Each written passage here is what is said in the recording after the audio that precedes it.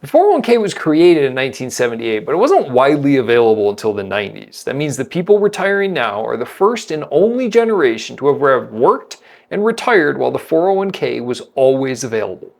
Before that, we like to romantically think that most people had a pension. Now, that wasn't the case, but during the golden age of the pension, the 60s, 70s, and 80s, about 50% of the population was covered by a pension. Most people like to ignore the fact that many of those people did not work for a single company long enough to have accrued any type of a reasonable benefit, but during this time period, pensions were the normal way people retired. Before that, retirement wasn't really a thing. In the 30s, 40s, and 50s, you generally worked until you died. This is 3 different 30-year periods that all have dramatically different economic lessons to be learned. If you asked your parents about 30 years older than you for economic advice, the best you would get is outdated or irrelevant information. Each economic generation sees dramatically different conditions. You can see it today. The most basic advice of modern investing is to invest in simple indexes.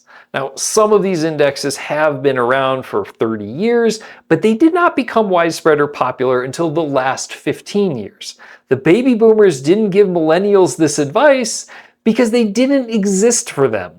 So why am I going on about this? There's 3 reasons. The first is that money lessons are learned slowly, and they're rarely worth much after they're learned. What was good advice for one generation may not be good advice for the next one. Stop blaming the previous generations for the current economic conditions. There was no great conspiracy. Similarly, stop chiding the current generations for behaving differently than you did. The world is a very different place. The second, retirement is and always has been hard to achieve. Social Security was designed as an insurance program to keep seniors out of poverty, to provide for their basic needs and allow them to stop working when they were no longer able to. But the definition of retirement has changed. The quality of living expectations of a modern retirement are substantially higher and almost impossible to achieve on just Social Security alone. Despite this, the percentage of the population that has been able to retire has steadily increased since the early 1900s. It may not be easy to retire, and the way we retire has changed, but it has become more common. The last and probably hardest to hear is that the more advanced the society becomes, the harder it becomes to maintain a middle-class lifestyle. Your middle-class elder, who worked at a car factory with a pension, worked at a time when the US was a manufacturing powerhouse. But that's not the case anymore, and it probably never will be. Now we're a tech powerhouse, and those working in the tech sector are doing very well. Housing affordability is at an all-time low, but they're also bigger, safer, and more advanced. Home ownership rates haven't varied more than 6% in the last 60 years, and right now we're kind of right in the middle.